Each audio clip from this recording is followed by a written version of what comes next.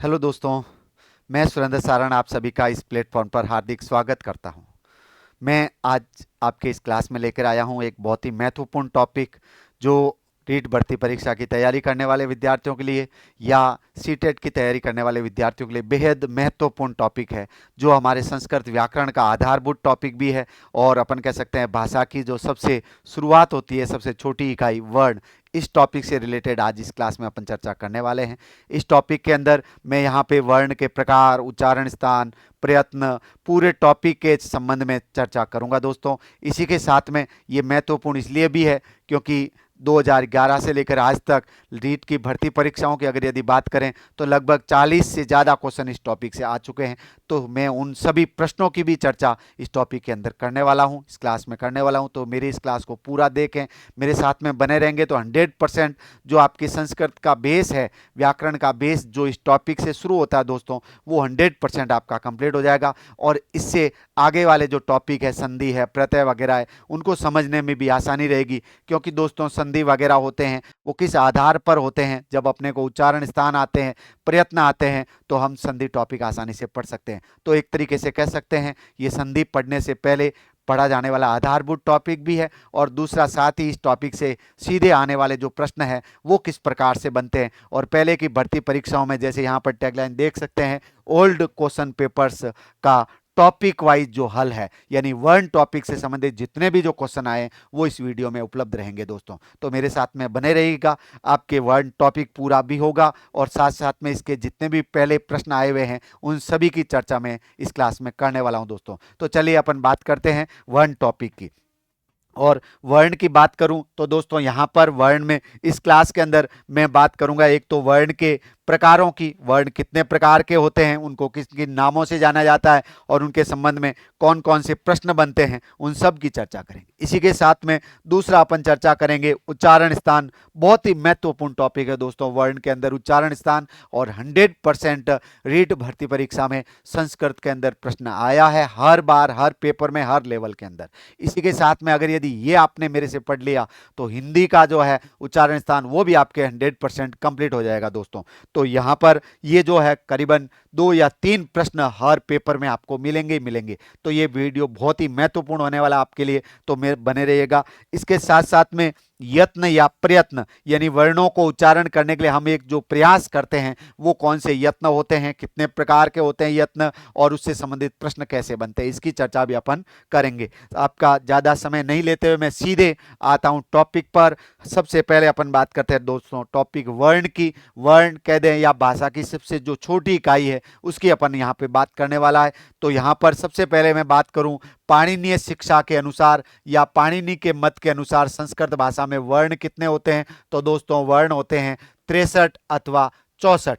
तो पाणिनि के मत के अनुसार अगर यदि बात करें वर्ण होते हैं 63 या 64। इसके अलावा अगर यदि बात करें माहेश्वर सूत्रों की तो दोस्तों माहेश्वर सूत्रों के अनुसार जो वर्ण होते हैं वो होते हैं 42। इसकी अपन ने बात पिछले क्लास में की थी, वहां से आप देख सकते हैं कि स्वर कितने होते हैं, व्यंजन कितने होते हैं वगैरह। इसके अलावा दोस्तों यहाँ पर मैं बात करूंगा जो वर्ण टॉपिक है, जो इसके अंदर पाणिनि के अनुसार वर्ण कितने बताए हुए हैं 63 अथवा 64 बताए हुए हैं।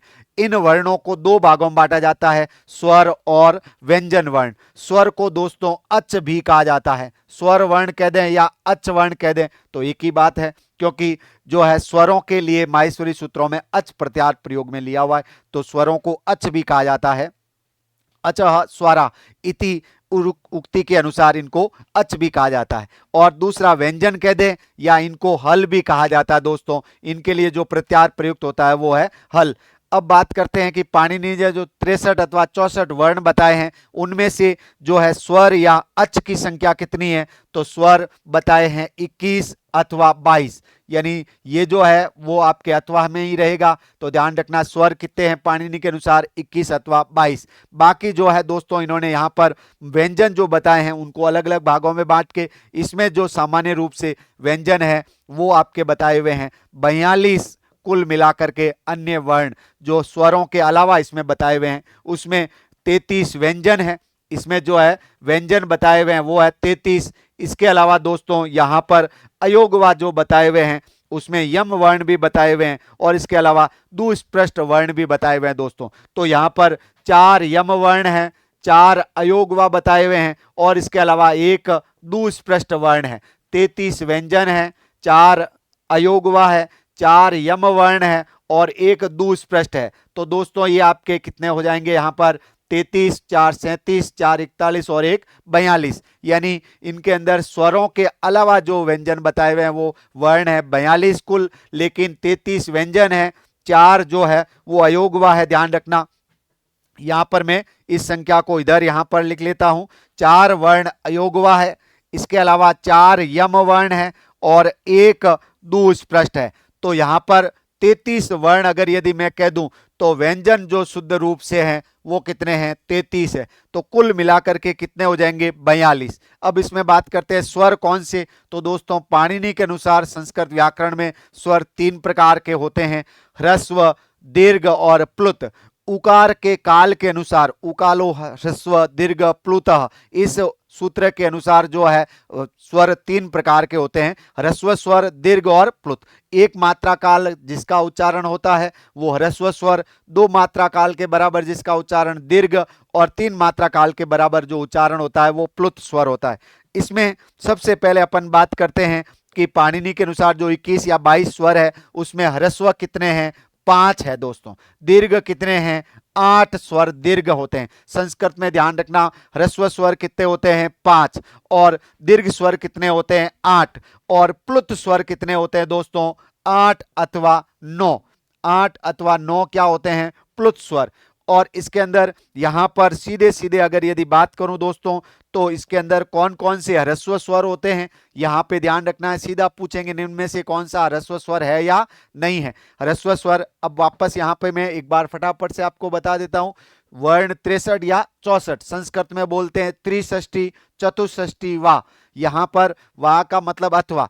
तो स्वर कितने हैं 21 अथवा 22, 5 ह्रस्व, 8 दीर्घ और 8 अथवा 9 क्या होते हैं प्लुत स्वर। ह्रस्व स्वर 5 कौन कौन से होते हैं तो अ, ई, उ, री और लृ, ये 5 ह्रस्व स्वर होते हैं।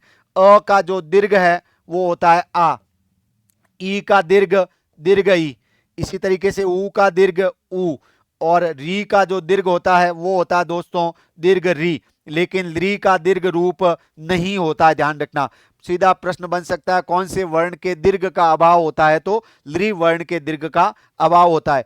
इसके अलावा 4 जो है वो आपके दे रखे थे माहेश्वरी सूत्रों में भी प्रयुक्त थे दीर्घ वर्ण ए। इसके बाद में यहां पर बात करें तो ओ, ऐ और औ, ये उसी क्रम में लिखा है मैंने जो माहेश्वरी सूत्रों में लिखा हुआ है। तो ये आपके दीर्घ स्वर कितने हो गए 8 हो गए। और इसके अलावा प्लुत स्वर जो है वो 8 अथवा 9 होते हैं। तो यहां पर यानी अ का प्लुत रूप, इसी तरीके से बात करें तो ई का प्लुत रूप, इसी प्रकार से बात करें तो यहां पर ऊ का प्लुत रूप, फिर यहां पर री का प्लुत रूप और फिर ये जो है ए का प्लुत, ओ का प्लुत, आई का प्लुत और औ का प्लुत। ये इस प्रकार से दोस्तों यहां पर ये माने तो 8।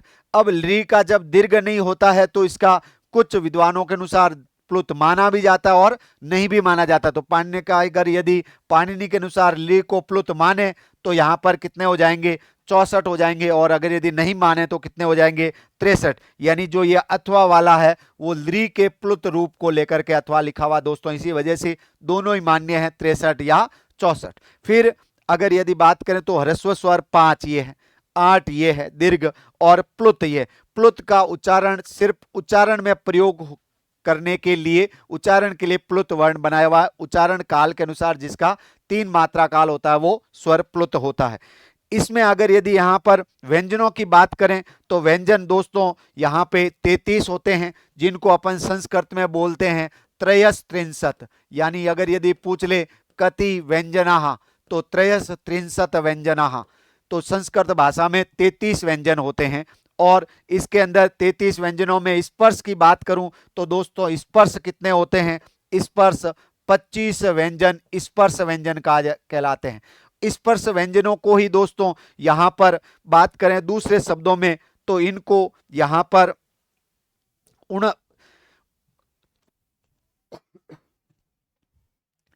स्पर्श व्यंजनों में अगर यदि बात करें तो 25 जो स्पर्श होते हैं ये प्रत्येक जो आपके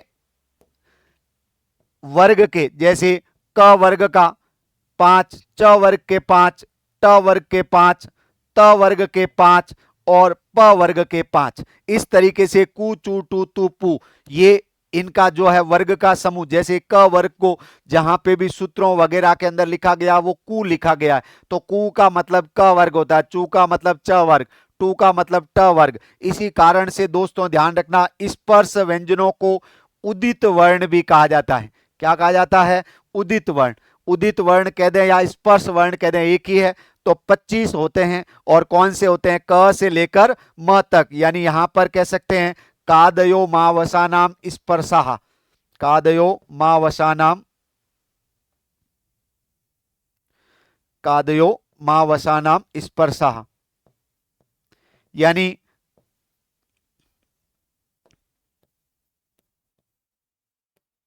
क से लेकर म अवसान तक आने वाले वर्ण दोस्तों क्या कहलाते हैं? स्पर्श कहलाते हैं। तो यहां पर मैं कह सकता हूं कि इन वर्णों को क से लेकर के म तक आने वाले वर्ण क्या कहेंगे? स्पर्श व्यंजन कहलाते हैं। क के 5, च वर्ग के 5, तो इनके लिए आगे से दोस्तों ध्यान रखना, अगली कक्षाओं के अंदर अगर यदि मैं कह दूं वर्ग का प्रथम वर्ण, तो हर एक वर्ग का पहला पहला वर्ण प्रथम वर्ण कहलाएगा। ऐसे ही दूसरा, तीसरा, चौथा और पांचवा वर्ण होगा। उसके बाद में दोस्तों बात करें अंतस्थ वर्णों की, तो अंतस्थ वर्णों को शॉर्ट में दोस्तों यण वर्ण भी कहा जाता है, यानी इनके लिए जो प्रत्यार काम आता है वो कौन सा आता है? यण। तो यहां पे यणो अंतस्थः ऐसे करके भी अपन इसको लिख सकते हैं, यणो अंतस्थः। ये जो है उक्ति, इसके अनुसार जो है यण वर्ण है वो क्या कहलाते हैं? अंतस्थ कहलाते हैं दोस्तों। और अंतस्थ वर्ण कितने होते हैं? तो अंतस्थ की संख्या ध्यान रखना दोस्तों कितनी होती है? 4 अंतस्थ वर्ण होते हैं। और कौन कौन से होते हैं? तो इनका क्रम भी लिखा हुआ है, य, व, र और ल। ये वर्ण क्या कहलाते हैं? अंतस्थ। क से लेकर म तक स्पर्श है, य, व, र, ल अंतस्थ, या इन्हीं को क्या बोलते हैं? यण वर्ण भी बोलते हैं। उष्म व्यंजनों के लिए एक उक्ति है, ध्यान रखना, शल ऊष्माण, यानी शल प्रत्यार में जो आने वाले वर्ण हैं वो दोस्तों आपके क्या कहलाते हैं? ऊष्म व्यंजन कहलाते हैं। इस उक्ति के अनुसार यहां पर कह दें तो हम ऊष्म व्यंजनों को शल वर्ण भी बोलते हैं दोस्तों। कितने होते हैं? तो इनकी संख्या कितनी होती है? 4। 4 ऊष्म व्यंजन, 4 अंतस्थ और 25 स्पर्श, कुल मिलाकर के आपके कितने हो गए? 33 वर्ण।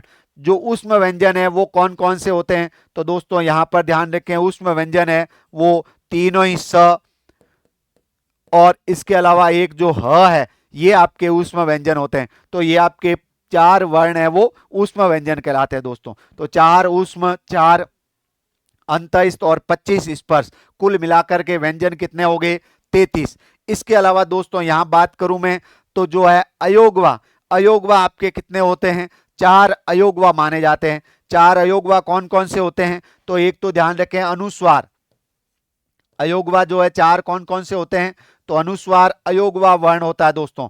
इसके अलावा एक होता है विसर्ग, एक होता है विसर्ग, विसर्ग ये अयोगवा। इसके अलावा एक होता है जीवामूल्य, जीवामूल्य,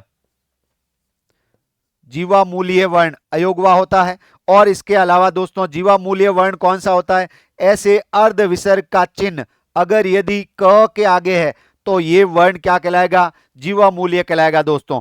और एक होता है उपदमानीय, एक जो अयोगवा होता है वो कौन सा होता है? उपदमानीय। तो एक ये अयोगवा होता है उपदमानीय, यानी कि आधे विसर्ग का चिन्ह अगर यदि मान लो प से पहले आ जाए, तो यहां पर मैं लिख रहा हूं आधे विसर्ग का चिन्ह अगर यदि प से पहले, तो ये आपके क्या कहलाएगा? उपदमानीय वर्ण कहलाएगा दोस्तों। यहां पर अगर यदि मैं बात करूं तो अलग से लिख सकता हूं यहां पे कि जीवामूल्य, यानी ककारात पूर्व अर्ध विसर्गस्य प्रयोग जीवामूल्य कथ्यते। तो यानी क से पहले आधे विसर्ग का चिन्ह अगर यदि ऐसे लिखा है तो वह क्या कहलाता है? जीवामूल्य कहलाता है। और यहां पर कह सकते हैं पकारात पूर्व अर्ध विसर्गस्य प्रयोग उपदमान्य कथ्यते। तो उपदमान्य किसको कहा जाता है? तो ध्यान रखें आधे विसर्ग का चिन्ह, ये चिन्ह जो है ऐसे उल्टे कोष्ठक के रूप में जब ऐसा बना हुआ होता है तो ये अर्ध विसर्ग का चिन्ह है, मतलब अपन जो है प्रयास ह की तरह उच्चारण करना करते हैं और बोलते प।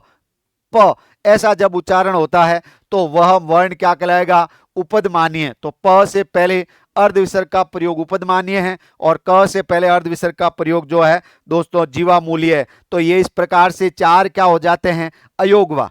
चार वर्ण दोस्तों यम वर्ण होते हैं, इनकी चर्चा भी यहां पे मैं आगे कर रहा हूं। जो है यम वर्ण, चार यम वर्ण होते हैं। तो यम वर्ण चार कौन से होते हैं? तो देखें यहां पर यम वर्ण चार कौन से होते हैं। अगर यदि यहां पर मैं यम वर्णों की बात करूं तो दोस्तों यम वर्ण जो चार आपके होते हैं, हर एक वर्ग का पहला, दूसरा, तीसरा और चौथा। संस्कृत की वैदिक व्याकरण के अंदर जो शब्द है वर्ग के पहले, दूसरे, तीसरे, चौथे वर्ण, इनका भी उच्चारण अनुनासिक करने के लिए इनका प्रयोग होता है। जैसे मान लो हम सामान्य लौकिक संस्कृत के अंदर जो अग्नि लिखते हैं वो इस तरीके से लिखा जाता है दोस्तों। लेकिन अगर यदि वैदिक भाषा में अगर इसको अपन वैदिक संस्कृत में लिखें तो ये शब्द अंगनी करके लिखा जाता है। तो ये जो बना हुआ है इसमें जो ये द्वितीय वर्ण है ये है वो यम वर्ण कहलाता है दोस्तों। क्या क्या कहलाता है? यम वर्ण। तो इसका जो है अनुनासिक उच्चारण करने के लिए यम वर्ण बनाए गए। और यम वर्णों की संख्या कितनी होती है? चार होती है। कौन कौन से? हर एक वर्ग का पहला, दूसरा, तीसरा और चौथा वर्ण यम वर्ण होता है। तो यम वर्ण की संख्या चार, अयोगवा चार, 33 व्यंजन कितने हो गए? 41। और एक दोस्तों यहां पर आप देखेंगे कि दुस्पृष्ट जो वर्ण है ये आपके एक वर्ण कहलाता है दुस्पृष्ट, जो ळ। अभी यहां पर एक हिंदी के अंदर जिसको विशिष्ट व्यंजन के रूप में जोड़ा गया है, यहां पर हिंदी मानकीकरण करते हुए जो ळ व्यंजन जोड़ा गया है वो विशिष्ट व्यंजन में जोड़ा गया। लेकिन संस्कृत में यही ळ दुस्पृष्ट वर्ण के रूप में पाणिनि के अनुसार पहले से स्पष्ट किया हुआ है दोस्तों। तो अब यदि बात करें तो पाणिनि के 63 या 64 वर्ण है। लेकिन दोस्तों सामान्य जो संस्कृत है, लौकिक संस्कृत, इसमें अपन 21 या 22 स्वरों का प्रयोग नहीं करते हैं। तो सामान्य संस्कृत के अनुसार ध्यान रखें यहां पर विशेष तौर पर कि सामान्य संस्कृत में अपन अगर स्वरों की बात करें तो स्वर कितने होते हैं? 13। लेकिन पाणिनि के अनुसार पूछे तो कितने होते हैं? 21 अथवा 22। क्योंकि सामान्य लौकिक संस्कृत में अपन 5 ह्रस्व और 8 दीर्घ स्वरों को ही प्रयोग में लेते हैं। तो 13 स्वर और 33 व्यंजन ये यहां पर मुख्य रूप से 46 वर्ण संस्कृत के अंदर सामान्य संस्कृत में प्रयोग करते हैं। और इसके अलावा 2 अयोगवा, अनुस्वार और विसर्ग, एनसीईआरटी ने इन 48 वर्णों को मान्यता दी है दोस्तों। तो यहां पर अगर यदि सामान्य संस्कृत की बात करें तो वहां पर इन 46 और 2 अयोगवा 48 वर्णों का प्रयोग करते हैं। और पाणिनि ने 63 अथवा 64। इसमें से स्वर पूछे पाणिनि के अनुसार तो आपके 21 अथवा 22। सामान्य संस्कृत में अगर ये ऑप्शन में नहीं है तो वहां पर आपको कितने लिखने हैं? 13। और व्यंजन अपने आप ही कितने हैं दोस्तों? 33 है। वही 33 व्यंजन सामान्य संस्कृत में प्रयोग में लिए जाते हैं। 25 स्पर्श है, 4 अंतस्थ है, 4 उष्म है, 4 अयोगवा है और 4 यम वर्ण है और 1 दुस्पृष्ट वर्ण है दोस्तों। इस प्रकार से ये आपके टॉपिक होता है वर्ण पूरा। देखो कितने समय में वर्ण टॉपिक हो गया, प्रकारों की बारे में चर्चा हो गई है। और अब बात करेंगे इससे बनने वाले प्रश्नों की। तो आइए चलो बात करते हैं अपन यहां पर वर्ण टॉपिक से प्रश्न कैसे बने हैं। अब आपके स्क्रीन पर आपके सामने उपलब्ध है वर्ण टॉपिक के प्रश्न, तो जल्दी से देखिए और यहां पर उन प्रश्नों की बात करें। तो देखो सबसे पहले यहां पर आपके सामने प्रश्न है पहला, जो रीट लेवल 2 के अंदर 2015 में पूछा गया था। पाणिनीय शिक्षायाम वर्णानाम संख्या वर्तते। पाणिनीय शिक्षा के अनुसार वर्णों की संख्या है। सीधा सीधा दे रखा है ऑप्शन में दोस्तों, आप देखेंगे कहीं कोई गड़बड़ है ही नहीं है। अभी आपने बात की है कितने हैं? 63 अथवा 64। देखो एक बार अगर यदि इस वीडियो को देख लिया तो गारंटी है आप परीक्षा में आने वाले सारे प्रश्न दोस्तों 100% वन टॉपिक के कंप्लीट होंगे। तो चूकना मत दोस्तों, ध्यान रखें। अगर यदि अब नहीं तो कब ये और चूके तो फिर दोबारा ये मौके नहीं मिलेंगे, ध्यान रखना। विशेषकर तो और कम समय में पूरा टॉपिक प्रश्न एक ही जगह पर मैं आपके लिए लेकर आ रहा हूं। तो मेरे इस वीडियो को लाइक और शेयर जरूर कीजिएगा अपने दोस्तों के साथ में। 100% उनके लिए भी फायदेमंद रहने वाला है दोस्तों। हमेशा ज्ञान बांटने से बढ़ता है, तो मैं तो बांट ही रहा हूं, आप भी बांटिए दोस्तों। 100% आपको सफलता मिलेगी। यहां पर नेक्स्ट बात करें, संस्कृत भाषायाम स्वरा संति। दूसरा प्रश्न आपके सामने है, संस्कृत भाषा में स्वर कौन से हैं? यहां कुछ वर्णों का समूह दे रखा है ऑप्शन के अंदर, आपको स्वर पहचानने। बहुत ही सरल प्रश्न है ये, आपके रीट लेवल 2 2022 में पूछा गया था। अब वर्णों के अंदर स्वर पहचानने, तो ये अंतस्थ वर्ण है, ये उष्म व्यंजन है, ये 5वें व्यंजन लिखे हुए हैं, तो यहां पर आपके स्वरों का समूह राइट हो गया बी। नेक्स्ट प्रश्न आपके सामने दे रखा दोस्तों, अंतस्थ वर्णा नाम क्रम कह, ये प्रश्न पूछा गया 2011 के अंदर, और इसके अलावा 2015 में भी पूछा गया दोस्तों। वर्णों का क्रम, अंतस्थ वर्णों का क्रम कौन सा है? तो ध्यान रखना, अंतस्थ वर्णों का जो क्रम हमने लिखा था माहेश्वरी सूत्रों के अनुसार, वैसे एक बार इसके अंदर बोनस अंक भी दिया गया है, क्योंकि यहां पर हिंदी के अंदर भी जो क्रम दे रखा था वो भी दे रखा है, य र ल व, ये हिंदी के अनुसार अंतस्थ वर्णों का क्रम है, और ये संस्कृत के अनुसार दोस्तों य व र ल, ये जो क्रम भी दे रखा है, इस कारण से इसमें बोनस अंक भी दिया गया है। लेकिन संस्कृत के अंदर अपने को सही जो आंसर करना है वो कौन सा करना है? य व र ल, ये अपने आगे अनुसार ध्यान रखें कि वो माने या नहीं माने, लेकिन संस्कृत में जो शुद्ध क्रम है वो यही रहेगा। यण संधि में भी वापस यही पढ़ा जाता है दोस्तों, य व र ल शुद्ध क्रम है माहेश्वरी सूत्रों के अनुसार। नेक्स्ट बात करें उष्म वर्णानाम क्रम, देखो अंतस्थ का भी पूछा गया, उष्म व्यंजनों का लेवल 2 2015 के अंदर पूछा गया रीट के अंदर। तो ये जो है उष्म व्यंजनों का क्रम, तो मैंने आपको पहले बता दिया, हमारे उच्चारण क्रम के अनुसार तीनों स का ध्यान रखना। पहले तालव्य, तो तालु से उच्चारित, उसके बाद में मूर्धा उच्चारण स्थान आता है तो मूर्धा से उच्चारित, और इसके बाद में दोस्तों दंत से उच्चारित। तो यहां पर तालु, मूर्धा और दंत उच्चारण स्थानों से उच्चारित जो वर्ण है वो तीनों इस क्रम ध्यान रखें। और इसके अंदर यहाँ पर पहले ये रहा तालव्य, फिर मूर्धन्य शकार और फिर स दंतीय, लास्ट में ह आता है, तो इनका क्रम ध्यान रखते हुए यहाँ पे ध्यान रखना, उचित क्रम राइट आंसर क्या होगा? ए। ये आपके 2015 में आया था। नेक्स्ट प्रश्न आपके सामने है, उष्म वर्ण वर्तते, बहुत ही सरल प्रश्न है, निम्न में से कौन सा उष्म? तो ये दोस्तों आपके क्या है? अंतस्थ है, ये आपके अंतस्थ है, ये आपके क्या है? यहाँ पर स्पर्श व्यंजन है। तो उष्म व्यंजनों में यहां पर एक ही आया हुआ है ह, राइट आंसर क्या हो जाएगा? ह राइट आंसर हो जाएगा दोस्तों। नेक्स्ट आपके सामने स्वराकति, यहां पर देखें स्वराकति पंच, अष्टौ, एकादश और नव, तो यहां पर सीधा सीधा ये जो प्रश्न पूछा गया है, नौ यानी स्वरों की संख्या में ध्यान रखें 9 है, और दूसरा 13 है, तीसरी संख्या 21 अथवा 22 है। यहां पर जो है हमारे संस्कृत में सामान्यतः पाणिनि के अनुसार पूछे तो 21 या 22 होते हैं, सामान्यतः 13 होते हैं, और माहेश्वरी सूत्रों में कितने हैं? 9। इसका मतलब यहां पर ऑप्शन में इन्होंने केवल 9 दिया है, तो इन्होंने माहेश्वरी सूत्रों के अनुसार पूछा है। 2011 में प्रश्न आया हुआ दोस्तों रीट लेवल 2 के अंदर, तो स्वर कितने होते हैं? 9 होते हैं। अब आपके सामने यहां पर दोस्तों नेक्स्ट जो प्रश्न है वो है अचह भवंती, अचह भवंती, अच होते हैं। तो यहां पर जो आपके सामने प्रश्न आया हुआ अचह भवंती मतलब अच होते हैं, तो अचह स्वरा इति उक्ति के अनुसार अचों को क्या कहा जाता है? तो व्यंजन होते नहीं है, उपसर्ग होते नहीं है, धातु होते नहीं है, तो अचों को क्या कहा जाता है? स्वर। नेक्स्ट है अंतस्थ वर्णाः सन्ति, अंतस्थ वर्ण कौन से हैं? यहां पर आपके दे रखे हैं दोस्तों, तो ये देखो आपके प फ, ये प वर्ग के वर्ण है, तो ये है नहीं। फिर य, गण, य, ण और न, ये 5वें वर्ण है, और ये जो है ये उष्म व्यंजन है, आपको बताने अंतस्थ, तो राइट आंसर हो जाएगा ए। इसी तरीके से ये आपके प्रश्न अभी जैसे ये 2022 में रीट लेवल 1 में था, ये प्रश्न आपके रीट लेवल 2 2022 में था, तो ये वर्णों से संबंधित बनने वाले क्वेश्चन थे दोस्तों, अभी तक पूछे गए। अब आगे अपन बात करेंगे उच्चारण स्थानों की, तो फटाफट से बात करते हैं। मेरे साथ में अपने पेन और कॉपी को तैयार रखें, और उच्चारण स्थान जो टॉपिक है, उच्चारण स्थान यानी वर्णों के द्वारा हम जो है प्रत्येक वर्ण को जिस स्थान से उच्चारित करते हैं, जिस स्थान से वर्ण उच्चारित होता है वह क्या कहलाता है? उस वर्ण का उच्चारण स्थान कहलाता है दोस्तों। ध्यान रखना, संस्कृत व्याकरण में उच्चारण स्थान कितने होते हैं? 8 उच्चारण स्थान होते हैं। कितने होते हैं दोस्तों? 8 उच्चारण स्थान होते हैं जहां से वर्णों का उच्चारण होता है। तो सीधा सीधा प्रश्न बने, कति उच्चारण स्थानानि? तो अष्टौ उच्चारण स्थानानि संस्कृत भाषायाम भवन्ति।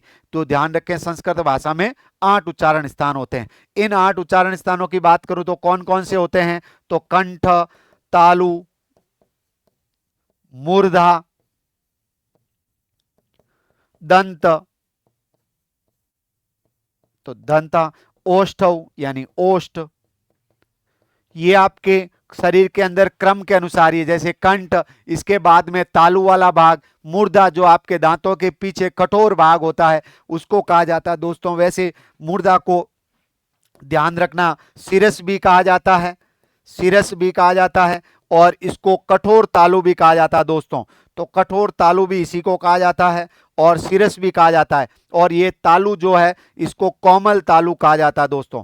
तो कोमल तालु या कठोर तालु की अगर यदि बात करें तो दोस्तों यही है, कोमल तालु तालु को कहा जाता है, जिसको अपन यहाँ पर जो है दांतों के पीछे का जो ठोस भाग है उसको मुर्दा बोलेंगे, और उसके पीछे जो भाग है, तो पहले कंठ है, फिर तालु है, फिर मुर्दा है, फिर दंत है और फिर ओष्ठ है। तो यही क्रम लिखा हुआ है और इसी में ध्यान रखना, ये क वर्ग का है, ये च वर्ग का है, ये ट वर्ग का उच्चारण स्थान है, दंत प जो आपके त वर्ग का है और ओष्ठ है वो प वर्ग का उच्चारण स्थान है। फिर इधर यहां पर देखें नासिका, नेक्स्ट जो उच्चारण स्थान है वो है नासिका। और उसके बाद में दोस्तों नेक्स्ट है जीवामूलम, और जीवामूलम, और इसके आगे का जो उच्चारण स्थान है वो कौन सा दोस्तों, उरस। तो उरस जो है इसको केवल किसने माना है, पाणिनि ने। किसने माना है, पाणिनि ने उच्चारण स्थान माना है। तो ध्यान रखना, पूछ ले कि केवल पाणिनि मतानुसारेण का उच्चारण स्थानम मन्यते, केवल पाणिनि के अनुसार है तो उरस, उरस का मतलब उर या हृदय कह दे, तो ये पाणिनि का माना था कि यहां से भी वर्णों की जो उच्चारण ध्वनि निकलती है, प्रारंभ होती है। इसके अलावा अगर यदि वहां पर ऑप्शन में 8 नहीं है तो ध्यान रखना इसको जो है 7 स्थान भी मान्य है, क्योंकि उरस को केवल पाणिनि ने माना है और वो लगभग सभी वर्णों का उच्चारण स्थान है। इसलिए जब ऑप्शन में 8 नहीं हो तो कितने माने जाएंगे, 7 उच्चारण स्थान माने जाएंगे। तो 7 स्थान जब ऑप्शन में 8 और 7 दोनों आए तो 100% आपको कौन सा करना है, 8 करना है। और ऑप्शन में 8 नहीं है तब उच्चारण स्थान अगर ऑप्शन में 7 है तो 7 करने दोस्तों। तो ये तो हो गई संख्या। यहां से प्रश्न बन सकता है कौन सा उच्चारण स्थान है या नहीं है, तो कंठ, तालु, मुर्दा, दंत, ओष्ठ और नासिका, जीवा, मूलम और उरस, ये आपके उच्चारण स्थान है 8 दोस्तों। 8 उच्चारण स्थान, पूछ ले कौन सा है या नहीं है। अब दूसरी बात, कंठ से उच्चारित होने वाला वर्ण कंठ्य कहलाएगा, यानी जो है जिस अपन कहते हैं क वर्ग का उच्चारण स्थान कंठ है, तो क वर्ग से उच्चारित होने वाले यानी क वर्ग के वर्ण कंठ्य वर्ण कहलाएंगे। इसके अलावा तालु से उच्चारित होने वाले तालव्य कहलाएंगे, जो आपके दंत से उच्चारित होने वाले दंत्य कहलाएंगे, मूर्धा से उच्चारित होने वाले मूर्धन्य और ओष्ठ से उच्चारित होने वाले ओष्ठीय वर्ण कहलाते हैं दोस्तों। अब यहां पर ध्यान रखें, ओष्ठीय वर्ण होते हैं और ओष्ठ उच्चारण स्थान होता है, मूर्धन्य वर्ण होते हैं, उच्चारण स्थान मूर्धा होता है। जो मूर्धन्य उच्चारण स्थान नहीं है, मूर्धन्य वर्ण है, मूर्धा उच्चारण स्थान है। और इसी तरीके से कंठीय वर्ण होते हैं और उच्चारण स्थान कंठ होता है। नेक्स्ट बात करें कि कौन से वर्ण का उच्चारण स्थान कौन सा है, तो ये याद रखने के लिए 11 सूत्र पाणिनि ने दिए हैं, उनको सीधे सीधे आप याद कर लेते हैं या फिर मेरे साथ में यहाँ पर समझे कि कौन से उच्चारण स्थानों से कौन कौन से वर्ण उच्चारित होते हैं। तो आपके सामने ये है उच्चारण स्थानों से संबंधित सूत्र, इन सूत्रों को यहाँ पर देखना है मेरे साथ साथ में, फटाफट आप इनको भी एक बार बोलें।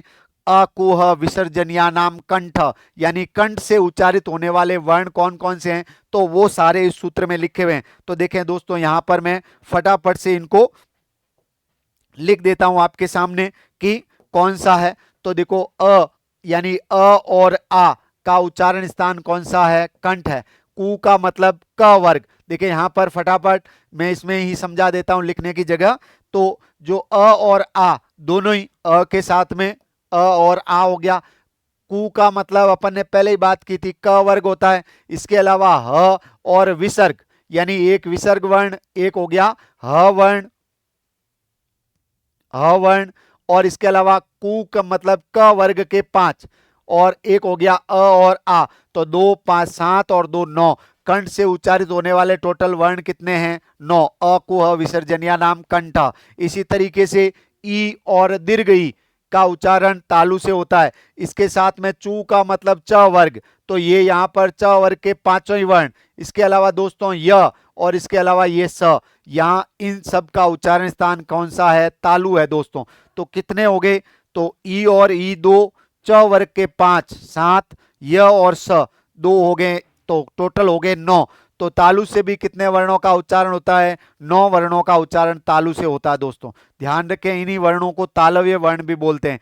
अब इसके बाद में यहाँ पर ऋतु रसायनाम को कह दें तो ये ऋतु रसायनाम जो सूत्र है इसके अनुसार एक तो री और दीर्घ री, और उसके बाद में टू यानी ट वर्ग के पांचों ही वर्ण, फिर उसके अलावा जो है र और एक ये श जो है मूर्धन्य शकार, इन वर्णों का उच्चारण मूर्धा से होता है। तो दो ये वर्ण, पांच ये ट वर्ग के, सात री दीर्घ और ह्रस्व दोनों ही, नौ। तो टोटल वर्ण कितने हो गए? 9 वर्णों का उच्चारण कहां से होता है दोस्तों? मूर्धा से होता है। फिर बात करें दंत, तो दंतीय वर्ण कितने हैं या यहां से उच्चारित कौन कौन से वर्णों का होता है? तो एक तो लृ, लृ वर्ण यानी लृ का दीर्घ रूप होता नहीं है तो लृ वर्ण हो गया। इसके अलावा त वर्ग के 5 और एक ल और स, ये जो है आपके कितने हो गए? ल और स, तो ल स, दो वर्ण ये, 5 ये त वर्ग के 7 और एक लृ 8। तो ध्यान रखना दोस्तों, दंता जो है दंतीय वर्ण 8 होते हैं और इन सब का उच्चारण स्थान दंत होता है दोस्तों। फिर यहां पर जो है उपपदमान्य नाम ओष्ठव, ये आपके उपपदमान्य नाम, इसको अलग करके अलग निकालेंगे तो एक शब्द बनेगा उपदमान्य, यानी एक जो उपदमान्य प है इसका उच्चारण स्थान पू का मतलब प वर्ग, तो यहां पर जो पू है यानी प वर्ग के पांचों वर्ण प फ ब भ और म, इनका और उपदमान्य प का और उ और एक दीर्घ उ दोनों ही, ये जो है इन सब का उच्चारण स्थान क्या होता है? ओष्ठ। तो कितने हो गए? उ और उ दो हो गए, प वर्ग के 5 7 और एक उपदमान्य वर्ण, 8 वर्णों का उच्चारण क्या से होता है? ओष्ठ से, और इन्हीं को ओष्ठीय वर्ण कहा जाता है दोस्तों। तो ये फटाफट से अकुह विसर्जनिया नाम कंठ, इचुयसा नाम तालु, ऋतु रसा नाम मूर्धा, लृ तुलसा नाम दंता, उपपदमान्या नाम ओष्ठव। तो इस तरीके से ये 5 सूत्र ध्यान रखेंगे तो आपके काफी वर्णों का उच्चारण स्थान याद हो जाएगा। इसके अलावा इधर देखें, नेक्स्ट जो लिखा हुआ है यम गणना नाम नासिका च, यानी जो य म ग ण और न, हर एक वर्ग का कौन सा वर्ण है? पांचवा।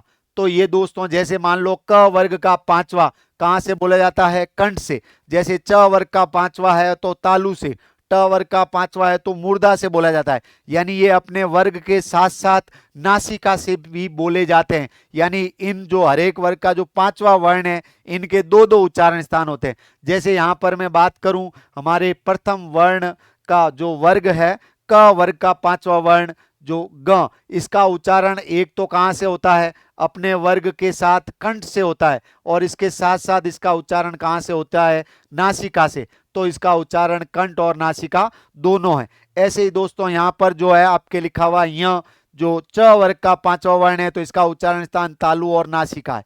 म, तो ये प वर्ग का पांचवा है तो इसका उच्चारण स्थान ओष्ठ और नासिका है। फिर यहाँ पे ग का बता दिया, ण का मूर्धा और नासिका, और न जो है ये आपके दंत और नासिका दोस्तों। ये आप यहाँ पर सूत्र में देखोगे पीछे जो नाम नाम लगा हुआ है ये तो षष्ठी विभक्ति है, मतलब इन वर्णों का उच्चारण स्थान अमुक है। इस प्रकार से ये लिखा हुआ इसका अर्थ। अब यहाँ पर एदैतो कंठ तालु, एदैतो मतलब ए और जो आई है उसका उच्चारण स्थान क्या है? कंठ तालु। अगर ए की बात करेंगे तो दोस्तों आप यहां पर पाएंगे कि हम बात करें ए वर्ण किससे बना है तो अ और ई को मिलाने से कौन सा वर्ण बनता है? ए। इन दोनों वर्णों के योग से ए वर्ण बनता है। तो अ का उच्चारण स्थान कंठ है और ई का उच्चारण स्थान तालु है, तो इन दोनों का मिला देंगे तो ए आई का जो उच्चारण स्थान है वो क्या हो जाएगा दोस्तों? कंठ तालु। ऐसे ही नेक्स्ट जो है ए आई का उच्चारण स्थान कौन सा है? कंठ तालु है। फिर यहां पर नेक्स्ट अपन बात करें दोस्तों तो ध्यान रखें कि जो नेक्स्ट वर्ण है ओ और औ, इनका उच्चारण स्थान कौन सा है? कंठोष्ठ है। तो इसको याद करने के लिए ध्यान रखना है इनका उच्चारण स्थान कौन सा है? कंठोष्ठ। तो ए आई है कंठ तालु, ओ औ है कंठोष्ठ। यहां पर ओ की बात करें दोस्तों तो अ और उ के योग से क्या बनता है? औ बनता है। अ और उ के योग से क्या बनता है दोस्तों? ओ बनता है। तो अ और उ के योग से जब ओ बनता है तो इन दोनों का उच्चारण स्थान अ बोला जाएगा कंठ से और उ बोला जाता है दोस्तों ओष्ठ से। तो इन दोनों का उच्चारण स्थान मिला देंगे तो क्या हो जाएगा? कंठोष्ठ। तो ओ और औ का उच्चारण स्थान दोस्तों क्या होता है? कंठोष्ठ होता है, ध्यान रखना है। तो इन दोनों के योग से, जिनके योग से ह्रस्व स्वरों के योग से बनते हैं उन्हीं उच्चारण स्थानों को मिलाएंगे तो इसका हो जाएगा। एक स्पेशली वर्ण, जिसको यहां पर मैं कह दूं वेरी वेरी इंपॉर्टेंट वर्ण जो है वीआईपी वर्ण, ध्यान रखना ये कौन सा है, वह कई बार प्रश्न लगभग 2-3 बार पूछा जा चुका है। इसका उच्चारण स्थान क्या होता है, दंतोष्ठ होता है दोस्तों। तो यहां पर कंठ तालु ए आई, कंठोष्ठ ओ औ और वकार, वकारस्य दंतोष्ठम सूत्र से व का उच्चारण स्थान है वो दंतोष्ठ होता है। फिर है जो नासिका अनुस्वारस्य, यानी जो अनुस्वार उच्चारण स्थान है, अनुस्वार का उच्चारण स्थान भी क्या है, नासिका है दोस्तों। तो नासिका से एक तो अनुस्वार हो गया और 5 ये हर एक वर्ग के 5वें। तो नासिका से कुल कितने वर्ण उच्चारित होते हैं, तो ध्यान रखना नासिका से जो है आपके टोटल जो वर्ण है वो कितने हो जाएंगे दोस्तों, वो आपके 5 हर एक वर्ग के 5वें 5वें 5, और एक है वो अनुस्वार। तो टोटल कितने हो जाएंगे नासिका से या अनुनासिक, इनको नासिकीय वर्ण भी कहा जाता है। तो कितनी होगी इनकी संख्या, 6 वर्ण है वो नासिकीय वर्ण होते हैं दोस्तों। नेक्स्ट अगर यदि बात करूं यहां पर जीवा मूल्य जीवा मूलम, तो जीवा मूल्य वर्ण कौन सा है कि आधे विसर्ग का चिन्ह अगर यदि क से पहले है तो ये वर्ण कहलाएगा जीवा मूल्य, और इसका उच्चारण स्थान क्या होगा, जीवा मूलम होगा दोस्तों। तो ये इस प्रकार से इन 11 सूत्रों की सहायता से आप उच्चारण स्थान याद रख सकते हैं। ये उच्चारण स्थान याद रखने के लिए 11 सूत्रों को क्रम से याद कर लें। अकुह विसर्जनिया नाम कंठ, इचु यसा नाम तालु, ऋतु रसा नाम मूर्धा, लृ तुलसा नाम दंता, उपपदमान्य नाम ओष्ठव।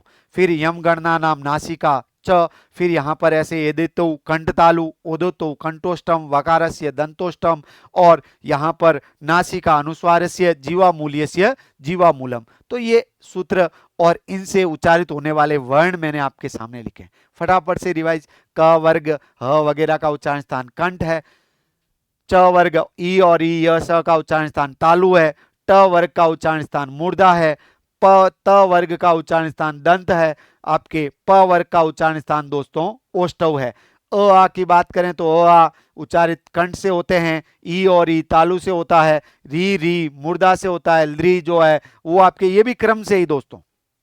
इसमें सिर्फ यहां पर ध्यान रखें उ और उ वो दोस्तों यहां पर ओस से उच्चारित होते हैं। इसके अलावा वर्ग के 5वें वर्ण नासिका से वो ए आई कंठ तालु से, ओ औ कंठोष्ठ से, और वह है वो दंतोष्ठीय वर्ण है, और आपके जीवा मूल्य वर्ण अनुस्वार है वो नासिकीय वर्ण है।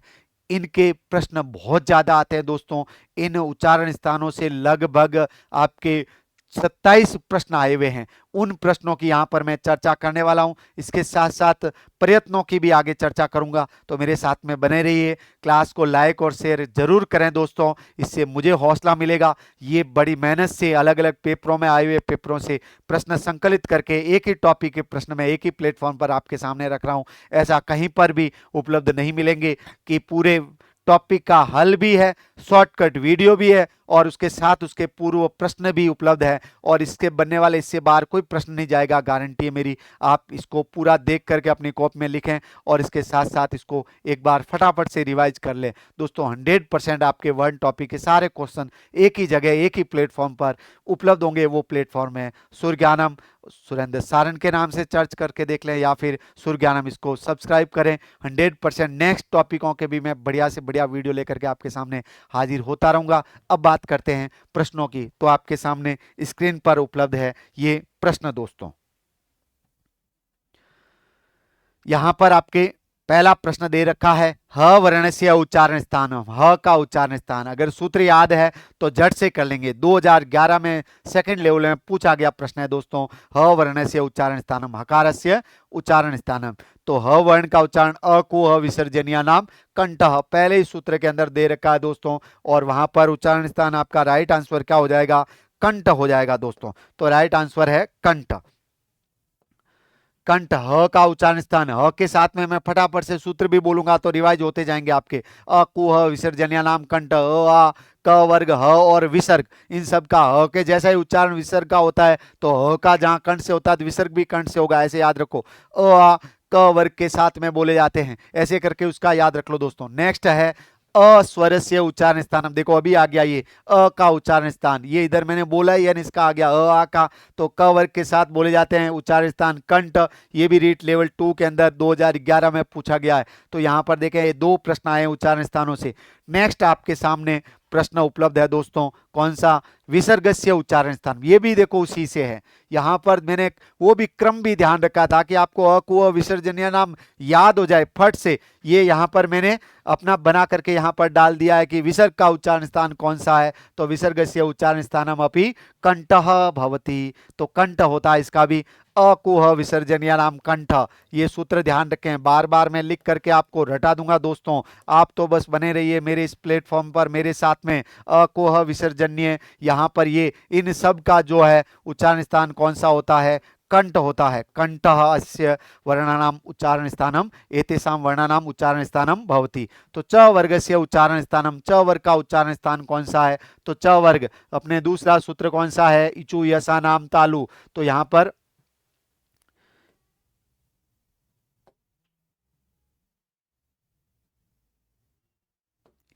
इचु यसा नाम तालु,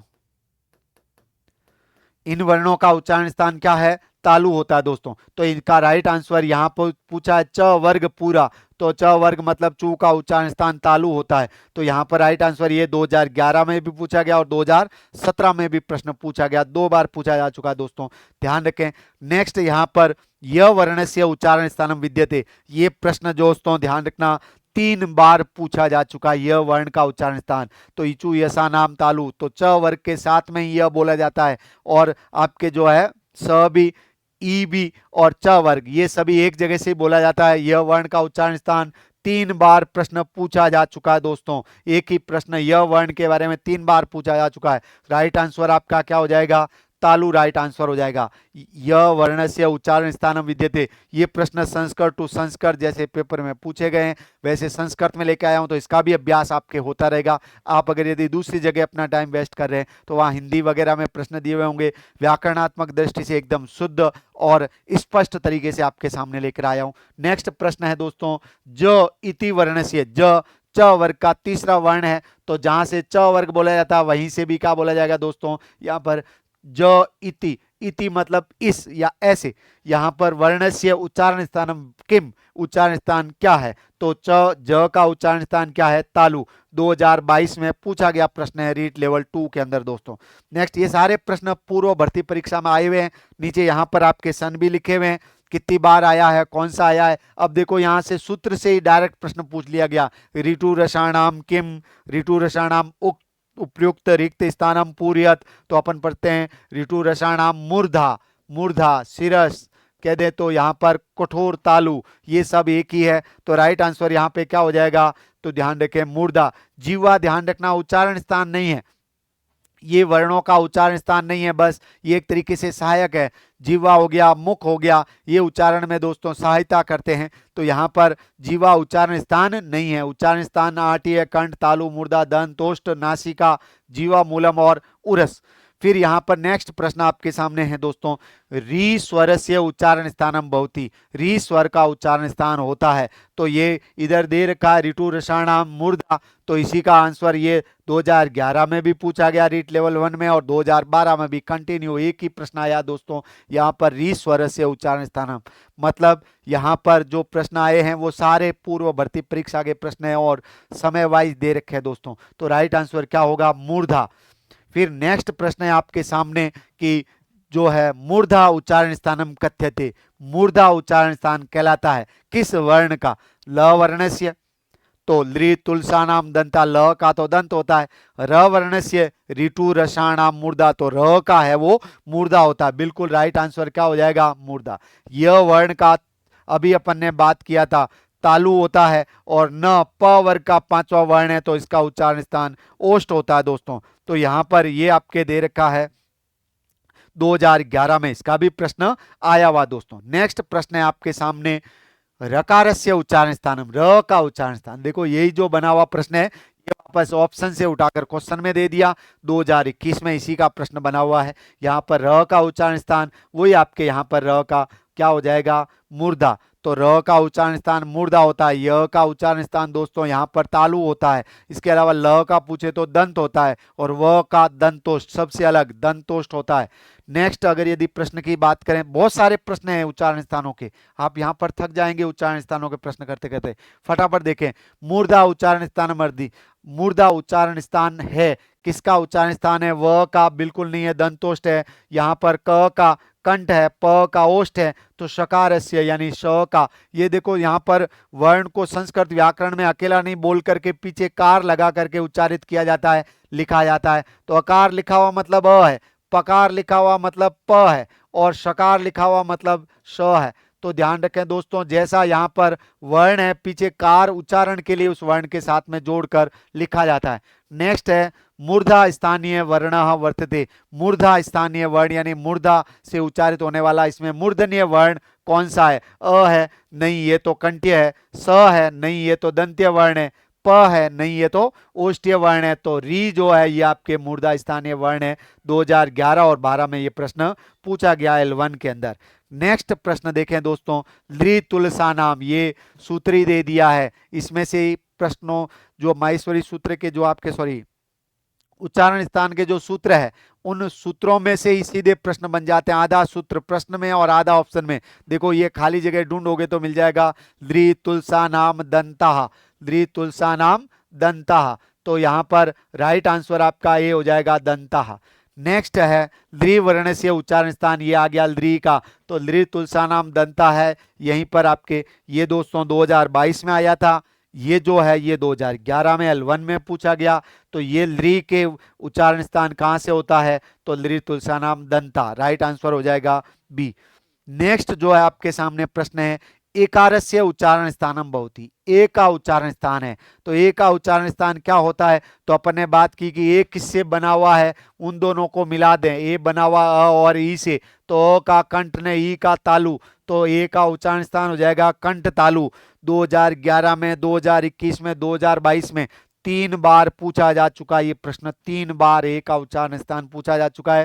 अ और ई को जोड़ने से अ कंठ से उच्चारित होता है और ई तालु से होता है, तो दोनों का मिलाएंगे तो उच्चारण स्थान कौन सा हो जाएगा?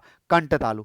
इधर प्रश्न दे रखा है, ये भी 3 बार पूछा गया है, मैंने बताया था वीआईपी वर्ण है व, वीआईपी वर्ण है वर्ण, दंतोष्ठ से, दांत और ओष्ठ की सहायता के बिना नहीं बोला जाता, इन उच्चारण स्थानों से बोला जाता है, तो दंतोष्ठीय वर्ण है, राइट आंसर ध्यान रखना दंतोष्ठ होगा।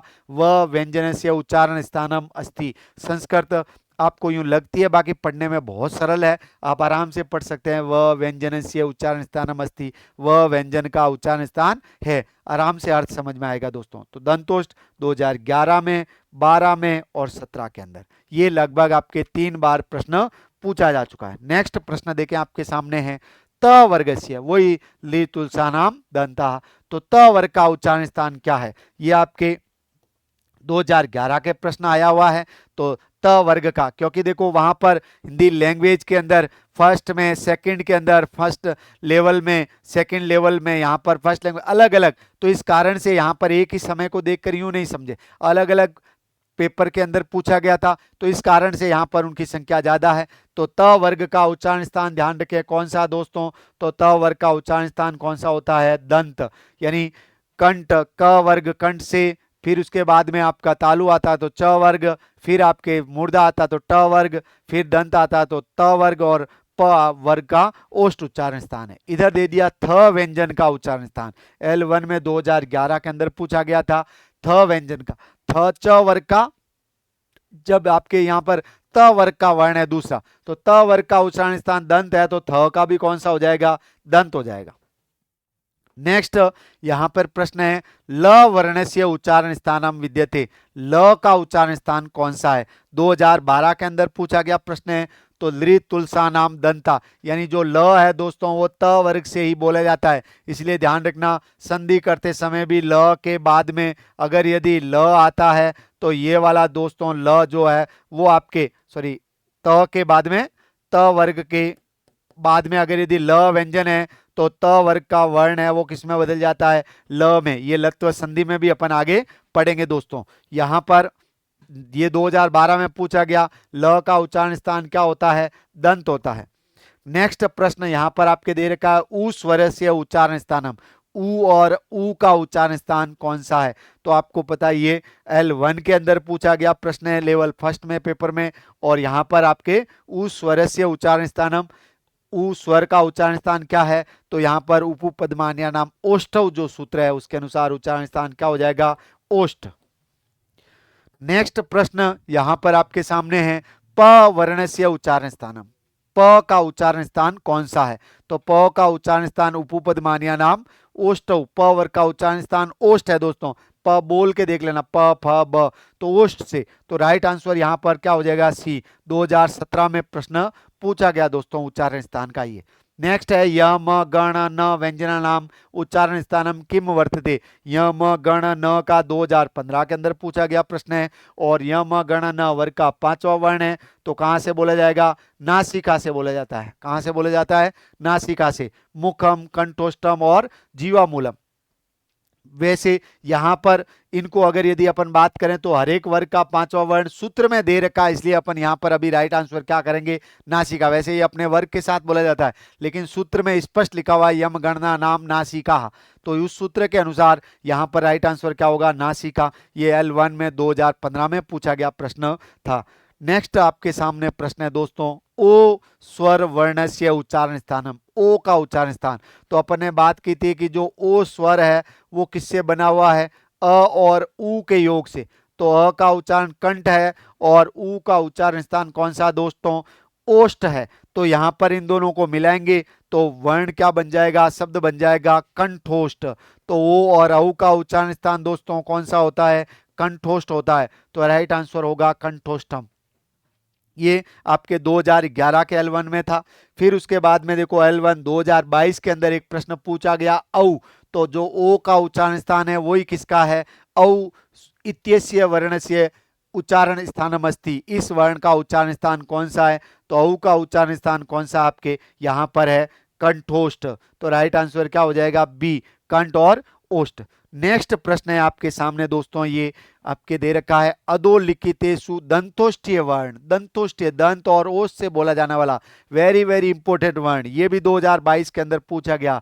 वकारस्य दंतोष्ठम, ये बहुत ही इंपॉर्टेंट है, 4 बार प्रश्न आ चुका है इसी से। वकारस्य दंतोष्ठम, यहाँ पूछा गया दंतोष्ठीय वर्ण कौन सा है। तो मैंने आपको बताया कि जिस उच्चारण स्थान से बोला जाता है वही वर्ण, जैसे कंठ से बोले जाने वाले कंठीय, वैसे ही दंतोष से बोले जाने वाला दंतोष्ठीय। तो राइट आंसर क्या होगा, वो राइट आंसर होगा दोस्तों।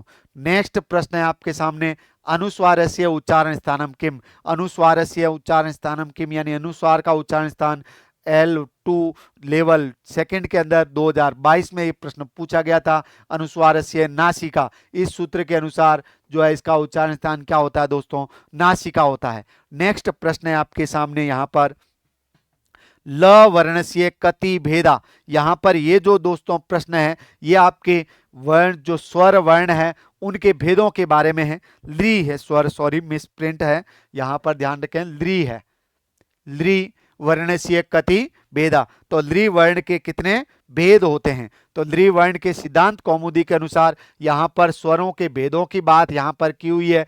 तो दोस्तों यहाँ पर थोड़ी सी मैं चर्चा आगे स्वरों के प्रकारों की भी करूंगा कि स्वर कितने प्रकार के होते हैं। वैसे मूलतः स्वर 3 प्रकार के होते हैं, लेकिन आगे प्रयत्नों के अनुसार उनको और आगे प्रकारों में बांटा गया है, तो उसकी चर्चा अपन लास्ट में करेंगे। वैसे अभी यहाँ पर ध्यान रखें ऑप्शन दे रखा है 20, अष्टादश, 18, द्वादश, 12, 18 होते हैं या फिर आपके 12 होते हैं और पंचदश 15। तो ध्यान रखें जिस स्वर का ह्रस्व दीर्घ और प्लुत होता है, तो जिसका ह्रस्व भी हो, जिसका दीर्घ भी हो और जिसका प्लुत भी हो, जैसे मान लो अ, ई, उ, री, इनका दीर्घ ह्रस्व और प्लुत होता है, तो इनके 18 भेद है। जिसके यानी ह्रस्व और केवल प्लुत होगा तो 6 और 6 12 भेद होंगे। तो यहाँ पर राइट आंसर हो जाएगा 12। अभी अपन आगे बात करेंगे वैसे यहाँ पर कौन से स्वर के कितने होते हैं, तो मैं आगे यहाँ पर आपके क्लास में आगे वाले पार्ट में इसमें इसी में ही लास्ट में आगे स्लाइडों में दे रखे। अभी अपन क्वेश्चन की चर्चा कर रहे हैं, तो इसके आगे प्रयत्न टॉपिक है और प्रयत्न के बाद में प्रयत्नों के प्रश्न और उसी के साथ में आपके दे रखे हैं इसके यहाँ पर प्रकारों की भी बात करूंगा मैं, तो बने रहिएगा मेरे साथ में। मैंने कहा ना, वर्ण टॉपिक का पूरा सार एक ही वीडियो के अंदर, एक ही जगह, प्रश्न, प्रकार, उच्चारण स्थान, प्रयत्न, सारे के सारे दोस्तों एक ही वीडियो में मैं लेकर हाजिर हुआ हूं। अगर इसको देख लिया तो वर्ण टॉपिक पूरा कंप्लीट है, और इसके साथ साथ संधि भी कंप्लीट हो जाएगी दोस्तों। तो ध्यान रखें, इस टॉपिक को पूरा पढ़ें, पूरा वीडियो देखें, और अगर यदि कहीं सूत्र वगैरह याद नहीं रह रहे हैं तो वापस दोस्तों देख लें, एक बार उसको लिख करके प्रयास कर लें, 100% आपको याद हो जाएगा। और गारंटी है इसमें प्रश्न कोई इससे बाहर नहीं जाएगा। मैं आपको एक एक बताऊंगा कि एक एक प्रश्न, जिस दिन परीक्षा होगी उस दिन एक एक प्रश्न बताऊंगा कि देखो यहाँ से आया था, ये मैंने चर्चा की थी इस क्लास में, इस वीडियो में चर्चा हुई थी। नेक्स्ट आपके सामने प्रश्न है, आभ्यंतर प्रयत्न संति, आभ्यंतर प्रयत्न कितने होते हैं? तो देखो यहाँ पर पहले मैं प्रयत्नों की बात कर देता हूं, कुछ प्रश्न है 2-3 इससे संबंधित दोस्तों। तो यहाँ पर जो नेक्स्ट प्रश्न है उस जाने से पहले मैं यहाँ पे बात करूंगा प्रयत्न या यत्नों की, क्योंकि इससे संबंधित प्रश्न हल तभी कर पाएंगे जब ये टॉपिक अपने पढ़ा हुआ है। तो फटाफट मैं बात कर देता हूं प्रयत्न या यत्न की। देखें, प्रयत्न या यत्न किसे कहते हैं? तो वर्णों के उच्चारण के लिए हम जो एक प्रयास करते हैं वो आपके प्रयत्न या यत्न कहलाता है। यत्न दो प्रकार के होते हैं, यानी आभ्यंतर और बाह्य। इधर यहां लिखा हुआ आभ्यंतर यत्न, इधर ये जो लिखे हुए ये बाह्य यत्न है। आभ्यंतर मतलब यहां पर हम वर्ण के उच्चारण से पहले हमारे शरीर से कोशिश होती है वर्ण के उच्चारण के अंदर, जिसमें मुख खुला रखना है या आधा खुला रखना है, या फिर इसके अलावा जीवा को मुख के किसी भाग को स्पर्श करवाना है या थोड़ा स्पर्श करवाना है। ये जो प्रयत्न होते हैं ये सारे आभ्यंतर होते हैं। बाह्य प्रयत्न में जिसमें हमारा जो है वर्ण के ऊपर जो प्रभाव दिखाई देता है कि यहाँ पर अल्प प्राण होगा या महाप्राण है या घोष है या अघोष है, ये जो वर्ण है ये आपके बाह्य प्रयत्न कहलाते हैं। तो यहाँ पर ध्यान रखें, यत्न दो प्रकार के होते हैं। सीधे सीधे प्रश्न पूछा जाता है, यत्ना कतिधा, तो यत्ना द्विधा, यत्नो द्विधा निरुक्ति के अनुसार यत्न दो प्रकार के होते हैं। धा का मतलब प्रकार होता है, विशेष तौर पर ध्यान रखना। धा का मतलब संस्कृत में किसी शब्द के पीछे जैसे लिखा हुआ है कतिधा, तो कितने प्रकार के, वैसे ही द्विधा तो दो प्रकार के होते हैं। कौन कौन से? आभ्यंतर और बाह्य। आभ्यंतर प्रयत्न दोस्तों कितने होते हैं? 5। सीधा सीधा प्रश्न ध्यान रखें, आभ्यंतर प्रयत्न कितने होते हैं? 5। अभी मैंने बात की थी, आभ्यंतर प्रयत्न कितने होते हैं? 5। तो बाह्य कितने होते हैं? तो दोस्तों ध्यान रखें, बाह्य प्रयत्न जो होते हैं वो होते हैं 11। बाह्य कितने होते हैं? 11। आभ्यंतर कितने होते हैं? 5। अब प्रश्न आता है कौन से आभ्यंतर प्रयत्न है या नहीं है। स्पृष्ट, स्पृष्ट का मतलब जब मुख में जीवा किसी भाग को स्पर्श करती है तो वो स्पृष्ट है। थोड़ा स्पर्श, ईषद का मतलब होता है थोड़ा, जब थोड़ा स्पर्श करती है तो ईषद स्पृष्ट है। और विव्रत का मतलब होता है खुलना, जब मुख थोड़ा खुल जाता है तो वह ईषद विव्रत है। मुख जब पूरा खुला रहता है तो वह विव्रत है। और संव्रत मतलब मिला जुला। एक तरीके से अपन कह सकते हैं आभ्यंतर 5 होते हैं, स्पृष्ट, ईषद स्पृष्ट, ईषद विव्रत, विव्रत और संव्रत। वापस बोलिएगा, स्पृष्ट, ईषद स्पृष्ट, ईषद विव्रत, विव्रत और संव्रत, 5 आभ्यंतर प्रयत्न होते हैं। अब कौन से वर्ण का कौन सा होता है तो इसको थोड़ा ध्यान रखें दोस्तों, कौन से वर्ण का कौन सा आभ्यंतर प्रयत्न होता है। फटाफट यहां पर याद हो जाएगा, व्यंजन कितने? 33। कितने? 33। 25 स्पर्श, 4 अंतःस्थ और 4 उसमें, इसी क्रम में ध्यान रखना है। यहां पर 25 जो स्पर्श है उनके समय में जीभ स्पर्श करती है ना, तो यहां पर उच्चारण आभ्यंतर प्रयत्न हो जाएगा स्पृष्ट। दूसरा है अंतःस्थ, तो अंतःस्थ मतलब य व र ल जो वर्ण है उनका आभ्यंतर प्रयत्न कौन सा होगा? ईषद स्पृष्ट, यानी य व र ल के उच्चारण के समय जीभ मुख के किसी भाग को थोड़ा सा जीवा स्पर्श करती है, इसीलिए यहां पर ईषद स्पृष्ट वर्ण कौन से होते हैं? अंतःस्थ। तो स्पर्श व्यंजन है वो आभ्यंतर प्रयत्न स्पृष्ट होता है, और अंतःस्थ का ईषद स्पृष्ट, और ईषद जो विव्रत है वो दोस्तों यहां पर ऊष्म व्यंजनों का है, वो ईषद विव्रत होता है। स्पर्श स्पृष्ट वर्ण, अंतःस्थ ईषद स्पृष्ट, ऊष्म वर्ण ईषद विव्रत, ये आभ्यंतर प्रयत्न। विव्रत मतलब सभी स्वर, जो सब स्वर है वो आपके क्या कहलाएंगे? विव्रत। और ध्यान रखें, ह्रस्व स्वर जो आपके ह्रस्व अ है, दीर्घ और प्लुत नहीं, केवल ह्रस्व अ, वो है आपके प्रयोग दशा में संव्रत होता है।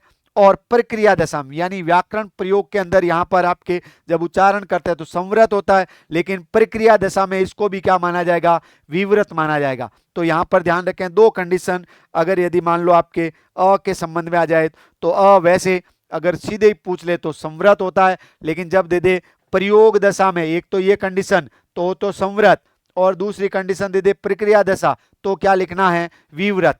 प्रयोग में संवृत, प्रक्रिया में विवृत, प्रक्रियायाम तु विवृतम एव, ये अगर पंक्ति ध्यान रख लोगे, प्रक्रिया में विवृत, प्रक्रिया में अविवृत, प्रक्रिया में विवृत, बाकी ह्रस्व संवृत। ठीक है, तो ये ऐसे करके याद रह जाएगा।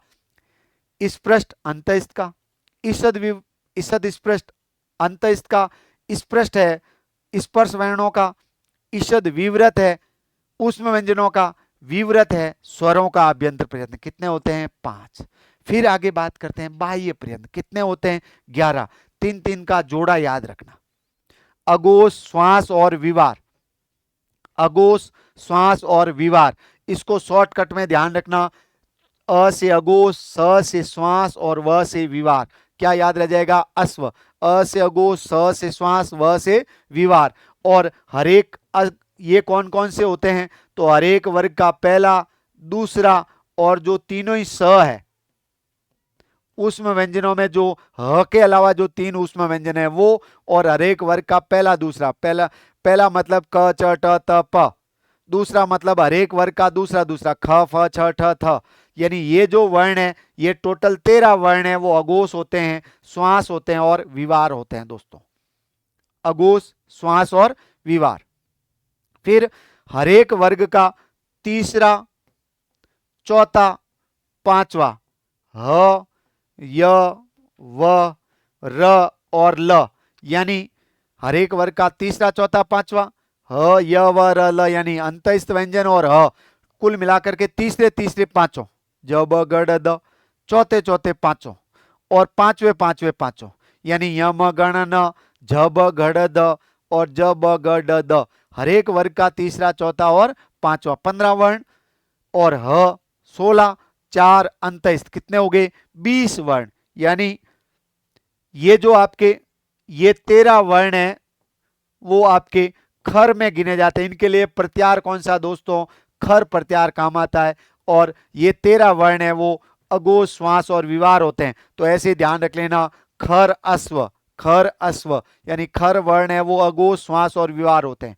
ऐसे ही यहां पर ये वर्ग का तीसरा, चौथा, पांचवा, ये टोटल वर्ण कितने होते हैं, व्यंजन 20, टोटल व्यंजन 33 है, उनको 2 भागों में बांट लो, खर और हस। हस जो है इनके लिए हस प्रत्यार काम आता है, और ये घोष भी होता है, संवार भी होता है, और क्या होते हैं, नाद भी होते हैं दोस्तों। तीसरा, चौथा, पांचवा, यानी वर्ग का पहला, दूसरा अघोष है, शॉर्ट में याद रख लेना अश्व, तीसरा, चौथा, पांचवा घोष है, अंतस्थ व्यंजन घोष है, ऊष्म व्यंजन तीनों ही स अघोष है और ह घोष वर्ण है। ऐसे करके ध्यान रख लेना। इनको अगर शॉर्टकट में लिखूं तो घो और संवार से स, ना से नाद, नाद से ना ले लिया, तो जो शॉर्टकट शब्द बन जाएगा दोस्तों, घोषणा। तो यहां पर हस घोषणा, खर अश्व और हस घोषणा, ऐसे ध्यान रखोगे तो आराम से आपको याद रह जाएगा। क्योंकि ये 3-3 जोड़ा याद रखना जरूरी है, क्योंकि व्यंजन के बाह्य प्रयत्न, हरेक व्यंजन के 4 बाह्य प्रयत्न होंगे। आभ्यंतर प्रयत्न हरेक वर्ग का, यानी प्रत्येक वर्ण का, आभ्यंतर में ध्यान रखें, प्रत्येक वर्ण का एक आभ्यंतर प्रयत्न होगा, एक होगा, इन 5 में से कोई एक ही होगा। लेकिन आपके ध्यान रखें बाह्य प्रयत्नों की, तो प्रत्येक जो व्यंजन है, प्रत्येक व्यंजन के 4 होंगे। कितने होंगे, 4 बाह्य प्रयत्न होंगे। 11 में से 4 होंगे, तो 3 तो इस जोड़े में से कोई एक, यानी या तो अश्व होगा या फिर घोषणा। अश्व यानी अघोष, श्वास, विवार, घोषणा, घोष, संवार, नाद। तो देखो यहां पर मैंने बता दिया घोष कौन सा और अघोष कौन सा है। फिर एक जो है, इन 3 के अलावा एक अल्प प्राण या मां प्राण में से कोई होगा। तो हरेक व्यंजन के कितने होंगे, 4। फिर उदात और अनुदात और स्वरित, ये तो सभी स्वरों के होते हैं दोस्तों। सभी स्वर उदात, अनुदात और स्वरित होते हैं। यहां पर मैं बात करूं अल्प प्राण कौन से होते हैं, महाप्राण कौन से होते हैं। लगातार 1 घंटे से बोल रहा हूं तो गला थोड़ा बैठ गया है। क्लास को लाइक और शेयर जरूर करिएगा दोस्तों। बहुत मेहनत से प्रश्न बनाए और इतने शॉर्ट सरल तरीके से एक ही जगह पर पूरी क्लास उपलब्ध है, कहीं अलग अलग देखने की जरूरत नहीं है। इसको फटाफट डबल गुना स्पीड में करके भी अगर यदि सुन लोगे, फालतू की चीजें सुनने से अच्छा है क्लास सुने। 100% आपका प्रश्न है वो बनेंगे दोस्तों। 2 या 3 प्रश्न आपके इस टॉपिक में से बनने वाले हैं और 100% वो सही होंगे। उच्चारण स्थान हिंदी में भी वही है, उनको भी यहाँ पर आपके कंप्लीट हो जाएगा। फिर यहाँ पर देखें अल्प प्राण की बात करूं दोस्तों, तो अल्प प्राण कौन से होते हैं, हर एक वर्ग का पहला, तीसरा और पांचवा। हर एक वर्ग का पहला, तीसरा, पांचवा और अंतस्थ वर्ण। अंतस्थ को यहां पर मैं क्या कह दूं, यण। तो 1, 3, 5 और यण अंतस्थ वर्ण अल्प प्राण होते हैं। वर्ग का पहला क च ट त प, वर्ग का तीसरा मतलब ज ब ग ड द, हर एक वर्ग का तीसरा तीसरा। पांचवा मतलब य म गण न, ये और यण वर्ण य व र ल, ये क्या होते हैं, अल्प प्राण। महाप्राण कौन से वर्ण होते हैं, तो महाप्राण में ध्यान रखें हर एक वर्ग का दूसरा, हर एक वर्ग का चौथा और ऊष्म व्यंजन। तो उस व्यंजनों की जगह यहां पर मैं लिख दूं शल जो वर्ण है वो आपके क्या होते हैं दोस्तों, महाप्राण होते हैं। वर्ग का दूसरा ख फ छ ठ थ, वर्ग का चौथा तो झ भ घ ढ ध, ये आपके क्या होते हैं, महाप्राण। उष्म व्यंजन तीनों स और एक ह महाप्राण होते हैं। तो 1, 3, 5 अल्प प्राण है, 2, 4 महाप्राण है। अंतस्थ अल्प प्राण है और उष्म व्यंजन महाप्राण है। उदात, अनुदात और स्वरित, तो देखें दोस्तों यहां पर इनके एक तो परिभाषा ध्यान रखें। उदात किसे बोलते हैं, तो उच्चई उदातः, उच्चई उदातः, ये जो है शब्द लिखा हुआ है आपके सूत्र है, उदात संज्ञा का सूत्र है। उच्चई उदात है यानी तालु इत्यादि जो भी स्वरों के उच्चारण स्थान है इनके ऊपरी भाग से बोला जाने वाला, उच्चई मतलब ऊंचा जोर से बोला जाने वाला स्वर क्या कहलाएगा, उदात। जैसे यहां पर मैंने अगर यदि इसको मैं लिखना चाहूं तो उदात स्वरों के ऊपर कोई चिन्ह नहीं होता है, और यहां पर जैसे अ है, ई है, ये ए है, ऐसे जो सीधे लिखे हुए होते हैं वो उदात होते हैं और इनको ऊंचा बोला जाता है वेद मंत्रों में दोस्तों। फिर यहां अनुदात मतलब जो स्वर अपने उच्चारण स्थानों के निम्न भाग से बोला जाएगा, निम्न भागेन ऊपरी भागेन उच्चारित उदात, ऊंचा बोले जाने वाला उदात और नीचा बोले जाने वाला अनुदात। यानी ऐसे जो है अग्नि में ईड़े, ऐसे ए ऊंचा स्वर होगा तो इसका मतलब वो उदात है। ऐसे जो है निम्न उच्च स्वर होगा तो वो अनुदात है। अनुदात मतलब नीचे ही अनुदात। तो ये जो है इस सूत्र के अनुसार यहां पर जो है निम्न भाग से उच्चारित स्वर क्या कहलाएगा, अनुदात कहलाएगा। और इस स्वर को जब लिखा जाता है तो अनुस्वार जो है इसके नीचे जो आड़ी रेखा का चिन्ह आता है अनुदात के ऊपर, अनुदात स्वर के नीचे ऐसी आड़ी रेखा का चिन्ह है, जैसे ये लिखा है, जैसे अगर यदि मान लो मैंने ऊ लिखा है और इसके नीचे ये चिन्ह है तो ये मतलब स्वर अनुदात है। और स्वरित उदात और अनुदात का मिश्रण, उदात और अनुदात का मिश्रण जो है वो क्या होता है दोस्तों, स्वरित होता है। तो इसको अपन इसकी जो स्वरित की परिभाषा है समाहार, समाहार मतलब उदात और अनुदात का मिश्रण, उदात अनुदात, उदात अनुदातयो समाहार स्वरित कथ्यते, ये भी प्रश्न पूछा जाता है। उदात अनुदातयो समाहार यानी उदात और अनुदात का समूह क्या कहलाता है, स्वरित कहलाता है। और ये मध्य भाग से बोला जाता है तो कह दे मध्य भागेन, बीच का स्वर है स्वरित, अनुदात नीचे और उदात ऊपर, यानी ऊंचा बोले जाने वाला उदात, नीचा बोले जाने वाला अनुदात और मध्य भाग से बोले जाने वाला स्वरित है। और इसके ऊपर दोस्तों ऐसे खड़ी रेखा का चिन्ह होता है, लिखते समय स्वरित स्वर को ऐसे लिखा जाता है दोस्तों। तो ये नीचे है रेखा, आड़ी रेखा स्वर के वर्ण के नीचे लिखी हुई है तो इसका मतलब वो आपके क्या है, अनुदात है। और अगर यदि कोई स्वर के ऊपर यदि मात्रा लगी हुई है तो ऊपर लगी हुई है खड़ी रेखा है तो वह स्वरित है, कोई चिन्ह नहीं है तो वह उदात है दोस्तों। ऊंचा उदात, नीचा अनुदात, बीच में स्वरित। तो ये आपके हो गए स्वरों के, यही है। हिंदी में स्वर घोष अघोष वगैरह भी पढ़े जाते हैं, संस्कृत में कोई स्वर घोष अघोष नहीं है, स्वर उदात अनुदात और स्वरित होते हैं। ठीक है, स्वर उदात अनुदात और स्वरित होते हैं स्वर। यहां पर ये बाह्य प्रयत्न है 11। तो प्रत्येक जो स्वर वर्ण है, प्रत्येक जो स्वर वर्ण है उसके दोस्तों यहाँ पर तीन तीन होते हैं, तो तीन तीन उदात्त, अनुदात्त और स्वरित। और प्रत्येक जो व्यंजन होता है उसके चार होते हैं, तीन तो अश्व या घोषणा में से और एक अल्प प्राण या महाप्राण में से। तो ऐसे आपको ध्यान रखना है यहाँ पर आपको कि कौन से बाह्य प्रयत्न कौन से वर्णों के होते हैं। अब अपन यहाँ पर बात करते हैं दोस्तों प्रश्नों की। जो प्रश्न यहाँ पर मैंने पीछे, तो ये आभ्यंतर प्रयत्न, आभ्यंतर प्रयत्न कितने होते हैं?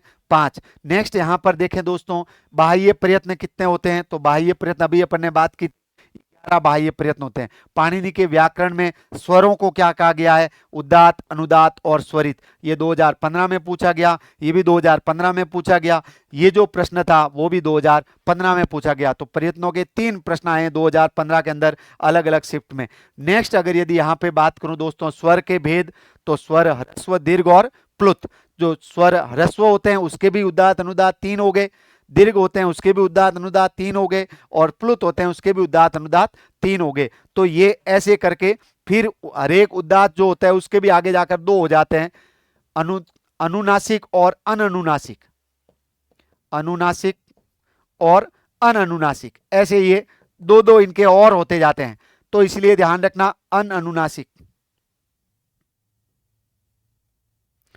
अननुनासिक, ठीक है। तो ये आपके दो दो होते जाते हैं। तो ह्रस्व के 6 हो जाएंगे, दीर्घ के भी 6 हो जाएंगे, और प्लुत के भी कितने हो जाएंगे? 6। तो इसमें यहां पर आपको ध्यान रखना है जो भी वर्ण आपके ह्रस्व दीर्घ, जैसे मान लो अ, ई, उ और जो री है, इन सब के दोस्तों कितने होते हैं? 18 भेद होते हैं, क्योंकि इनका ह्रस्व दीर्घ और प्लुत भी होता है। जो ली है इसके 12 होते हैं, क्योंकि इसका दीर्घ नहीं होता, 6 भेद नहीं होंगे। इसके अलावा ए है, आई है, ओ है और औ है। तो इन दोनों के दोस्तों यहां पर आपके इन चारों के कितने हो जाएंगे? इनके भी 12-12, क्योंकि इनका ह्रस्व रूप नहीं होता है। तो अ, ई, उ, री के 18 भेद, ली के ए, आई, ओ, औ के 12-12। फिर यहां पर एक और ध्यान रखना है दोस्तों, थोड़ा सा ध्यान रखें फटाफट। तो यहां पर देखो जो री है, जो री और ली, इन दोनों का जब पूछे तो इनके भेदों को मिला दिया जाता है। जब ऑप्शन में 30 हो तब तो 30 करना है। री, ली, वर्णयो, मित, सावर्ण्यम, वाच्यम, इस वार्ती के अनुसार इन दोनों की सवर्ण संज्ञा होती है, और इन दोनों के भेदों को मिला करके यहाँ पर संख्या 30 होती है। तो जब तो ऑप्शन में 30 हो तब राइट 30 करना है, नहीं तो री के 18 करना है, और ली के कितने करने हैं? 12। जो अभी प्रश्न पूछा गया ली के भेद, तो वहां ऑप्शन में 30 था नहीं, इसलिए राइट आंसर किया 12। दोस्तों ये आपके सामने टॉपिक था पूरा वर्ण, और इस टॉपिक के बारे में विस्तार से चर्चा इस वीडियो में की है। क्लास को लाइक शेयर जरूर करें, और आगे वाले वीडियो में लेके आऊंगा क्लास और भी। धन्यवाद।